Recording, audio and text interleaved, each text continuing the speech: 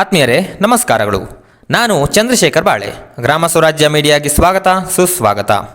ನೀವು ಗ್ರಾಮ ಸ್ವರಾಜ್ಯ ಮೀಡಿಯಾಗೆ ಹೊಸಬರಾಗಿದ್ದಲ್ಲಿ ಕೆಳಗೆ ಕಾಣೋ ಸಬ್ಸ್ಕ್ರೈಬ್ ಬಟನ್ ಅನ್ನು ಒತ್ತಿ ಹಾಗೂ ಪಕ್ಕದಲ್ಲಿರೋ ಬೆಲ್ ಐಕಾನ್ ಅನ್ನು ಕ್ಲಿಕ್ ಮಾಡಿ. ಇದರಿಂದ ನಾವು ಮುಂದೆ ಅಪ್ಲೋಡ್ ಮಾಡುವ ವಿಡಿಯೋಗಳು ನಿಮಗೆ ನೋಟಿಫಿಕೇಶನ್ ಮುಖಾಂತರ ಬರುತ್ತದೆ. ಗೆಳೆಯರೇ, ಹಿಂದಿನ ವಿಡಿಯೋದಲ್ಲಿ ಶ್ರೀ ರವೀಂದ್ರ ತುಂಬಾರ್ಮನೆಯವರು ಅಂತರ್ಜಲ ವೃದ್ಧಿಗಾಗಿ ಪಾರಂಪರಿಕವಾಗಿ ಹೇಗೆ ಇಂಗುಗುಂಡಿ ಮತ್ತು ಗುಂಡು ತೋಪುಗಳನ್ನು ನಿರ್ಮಿಸಿದ್ದು ಯಲ್ಲಪ್ಪ ರೆಡ್ಡಿಯವರ ಬಯೋಡೈವರ್ಸಿಟಿ ಮಾದರಿಯ ಮೂಲಕ ತಿಳಿದುಕೊಂಡೆವು. ಈ ವಿಡಿಯೋದಲ್ಲಿ ಇಂಗುಗುಂಡಿ ಮತ್ತು ಮಳೆ ನೀರು ಕೊಯ್ಲನ್ನು ಹೇಗೆ ನಿರ್ಮಾಣ ಮಾಡುವುದು ಎಂದು ತಿಳಿದುಕೊಳ್ಳೋಣ ಬನ್ನಿ. ಇದನ್ನು ವೈಜ್ಞಾನಿಕ ನೆಲೆಗಟ್ಟಿನಲ್ಲಿ ಮಾಡಬೇಕು. ಅದಕ್ಕೆ ಹೆಚ್ಚಿನ ಖರ್ಚೇನು ತಗುಲುವುದಿಲ್ಲ. ಭೂಮಿಯ ಸ್ಥಿತಿ ಎಲ್ಲಿ ಇಳಿಜಾರು ಇದೆ, ಮಳೆಯ ನೀರಿನ ಹರಿವು ಹೇಗಿದೆ ಎಂಬುದನ್ನು ಅರಿತುಕೊಂಡು ಇಂಗುಗುಂಡಿ ನಿರ್ಮಾಣ ಮಾಡಿದರೆ ಸಿಗುವ ಫಲಿತಾಂಶ ಚೆನ್ನಾಗಿರುತ್ತದೆ. ಗ್ರಾಮೀಣ ಭಾಗದಲ್ಲಿ ಅನೇಕ ಪ್ರಗತಿಪರ ರೈತರು ತಮ್ಮ ಪೂರ್ವಜರ ಕಾಲದಿಂದಲೂ ಇದನ್ನು ಅನುಷ್ಠಾನವಾಗಿ ಮಾಡಿಕೊಂಡು ಬಂದಿದ್ದಾರೆ. ಅವರಿಗೆ ನೀರಿನ ಸಮಸ್ಯೆ ಎಂದಿಗೂ ಬಾಧಿಸಿಲ್ಲ. ಜಲಕ್ಷಾಮದ ಸಮಸ್ಯೆ ಅವರಿಗೆ ಇಲ್ಲವೇ ಇಲ್ಲ. ಉದಾಹರಣೆಗೆ ಹೇಳಬೇಕೆಂದರೆ ಶಿರಸಿಯಲ್ಲಿ ಶಿವಾನಂದ ಕಳವೆಯವರು ತಮ್ಮದೇ ಜಮೀನಿನಲ್ಲಿ ವೈಜ್ಞಾನಿಕ ವಿಧಾನದಲ್ಲಿ ನೀರನ್ನು ಇಂಗಿಸುವ ವ್ಯವಸ್ಥೆ ಮಾಡಿದ್ದಾರೆ. ಇದು ಎಲ್ಲರಿಗೂ ಮಾದರಿಯಾಗುವಂತಹ ವ್ಯವಸ್ಥೆ. ಮತ್ತೆ ಬೆಂಗಳೂರು ನಗರದತ್ತ ಒಮ್ಮೆ ದೃಷ್ಟಿ ಹರಿಸೋಣ. ದೂರದ ಕಾವೇರಿ ನದಿಯ ನೀರನ್ನು ನಗರಿಗರು ಆಶ್ರಯಿಸಿದ್ದಾರೆ. ಕಾವೇರಿಯ ನದಿ ಪಾತ್ರದಲ್ಲೂ ಮಳೆಯ ನಿರ್ಮಾಣ ಕಡಿಮೆಯಾಗುತ್ತಿದೆ. ಕಾವೇರಿಯಲ್ಲೂ ನೀರಿನ ಪ್ರಮಾಣ ಇಳಿಮುಖವಾಗುತ್ತಲೇ ಇದೆ.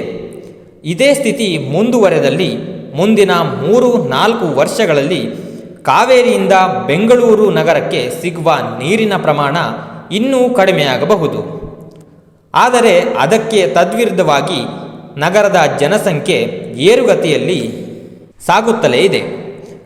ನೀರಿಗೆ ನಗರದೆಲ್ಲೆಡೆ ಹಾಹಾಕಾರ ಉಂಟಾಗಿರುವುದು ಅದರ ಪ್ರತಿಫಲವಾಗಿದೆ ಎಂಬ ಪ್ರಶ್ನೆಯು ಉದ್ಭವಿಸುತ್ತದೆ. ಅದಕ್ಕೆ ಉತ್ತರ ಕಂಡುಕೊಳ್ಳಬೇಕಾದವರು ನಾವೇ ಅಲ್ಲವೇ? ನಗರದಲ್ಲಿ ದೊಡ್ಡ ಮಳೆಯೊಂದು ಅರ್ಧ ಗಂಟೆ ಎಡಬಿಡದೆ ಸುರಿಯುತ್ತದೆ. ಕಾಂಕ್ರೀಟು ರಸ್ತೆಗಳಲ್ಲೆಲ್ಲ ನೀರು ನಿಂತುಕೊಂಡು ಆ ನೀರು ಅಲ್ಲೆಲ್ಲೋ ಹರಿದು ವೃಷಭಾವತಿಯನ್ನು ಸೇರಿ ವ್ಯರ್ಥವಾಗುತ್ತದೆ. ಇದನ್ನು ಇಂಗಿಸಿ ಅಂತರ್ಜಲವಾಗಿಸುವ ಕೆಲಸ ಪರಿಣಾಮಕಾರಿಯಾಗಿ ಆಗಬೇಕಿದೆ. ನಗರ ಪಾಲಿಕೆಯವರು ಮನೆ ಕಟ್ಟಲು ಲೈಸೆನ್ಸ್ ಕೊಡುವಾಗ ಮಳೆ ನೀರು ಕೊಯ್ಲು ಕಡ್ಡಾಯವಾಗಿ ಮಾಡಬೇಕು ಎಂಬ ಷರತ್ತು ಹಾಕಿರುತ್ತಾರೆ.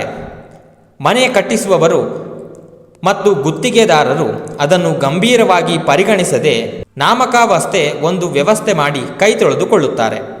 ಅಲ್ಲಿ ಮಳೆ ನೀರು ಕೊಯ್ಲು ವಾಸ್ತವವಾಗಿ ಆಗುವುದೇ ಇಲ್ಲ.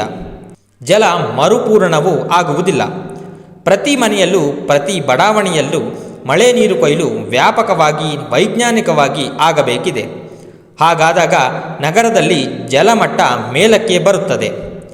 ಪ್ರಸ್ತುತ 1500 ಅಡಿ ಆಳಕ್ಕೆ ಕೊರೆದರೂ ನೀರು ಸಿಕ್ಕುವುದು ದುರ್ಲಭ ಎನ್ನುವ ಪರಿಸ್ಥಿತಿ ಕ್ರಮೇಣ ಸುಧಾರಿಸುವುದು ಸಾಧ್ಯವಿದೆ. ಒಂದೊಮ್ಮೆ ಕಾವೇರಿಯ ನೀರಿನ ಪ್ರಮಾಣ ಕಡಿಮೆಯಾದರೂ ನಾವು ನಮ್ಮದೇ ಆದ ವಿಧಾನದಲ್ಲಿ ಮಳೆ ನೀರನ್ನು ಹಿಡಿದಿಡುವ, ಸಂಗ್ರಹಿಸುವ ಮತ್ತು ಅಂತರ್ಜಲವನ್ನು ಮೇಲಕ್ಕೆತ್ತುವ ಕೆಲಸವನ್ನು ಮಾಡಬಹುದು. ಬೆಂಗಳೂರಿನಂತಹ ನಗರದಲ್ಲೂ ಬೆರಳೆಣಿಕೆಯ ಮಂದಿ ನೀರಿನ ವಿಚಾರದಲ್ಲಿ ಸಂಪೂರ್ಣ ಸ್ವಾವಲಂಬಿಗಳಾಗಿದ್ದಾರೆ. ಅವರು ನೀರು ಸರಬರಾಜು ಮಂಡಳಿಯಿಂದ ನೀರಿನ ಸಂಪರ್ಕವನ್ನೇ ಪಡೆದಿಲ್ಲ. ಬೀಳುವ ಮಳೆಯ ನೀರನ್ನು ಹಿಡಿದಿಡಲು ತಮ್ಮ ಮನೆಯಲ್ಲೇ ದೊಡ್ಡ ಗಾತ್ರದ ಸಂಪ್ ನಿರ್ಮಾಣ ಮಾಡಿ ಆ ನೀರನ್ನೇ ಬಳಸುತ್ತಾರೆ. ಇಂತಹ ವ್ಯವಸ್ಥೆಯನ್ನು ಎಲ್ಲರೂ ಅನುಸರಿಸಿ ಜಲಸ್ವಾವಲಂಬಿಗಳಾದರೆ ನಗರದ ಜಲ ಸಮಸ್ಯೆಯನ್ನು ಹತೋಟಿಯಲ್ಲಿಡಬಹುದು. ಸರ್ಕಾರಗಳು ಈ ಕುರಿತು ತುರ್ತಾಗಿ ಗಮನಹರಿಸುವಂತಾಗಬೇಕೆಂದು ಗ್ರಾಮ ಸ್ವರಾಜ್ಯ ಮೀಡಿಯಾದ ಆಶಯವಾಗಿದೆ. ನಿಮಗೆ ಈ ವಿಡಿಯೋ ಇಷ್ಟ ಆಗಿದ್ದಲ್ಲಿ ಚಾನಲ್ಗೆ ಸಬ್ಸ್ಕ್ರೈಬ್ ಮಾಡಿ ಹಾಗೂ ಪಕ್ಕದಲ್ಲಿರೋ ಬೆಲ್ ಐಕಾನ್ ಅನ್ನು ಒತ್ತಿ. ಇದರಿಂದ ನಾವು ಮುಂದೆ ಅಪ್ಲೋಡ್ ಮಾಡುವಂತಹ ವಿಡಿಯೋಗಳು ನಿಮಗೆ ನೋಟಿಫಿಕೇಶನ್ ಮುಖಾಂತರ ಬಂದು ತಲುಪುತ್ತದೆ. ಧನ್ಯವಾದಗಳೊಂದಿಗೆ ಗ್ರಾಮ ಸ್ವರಾಜ್ ಮೀಡಿಯಾ.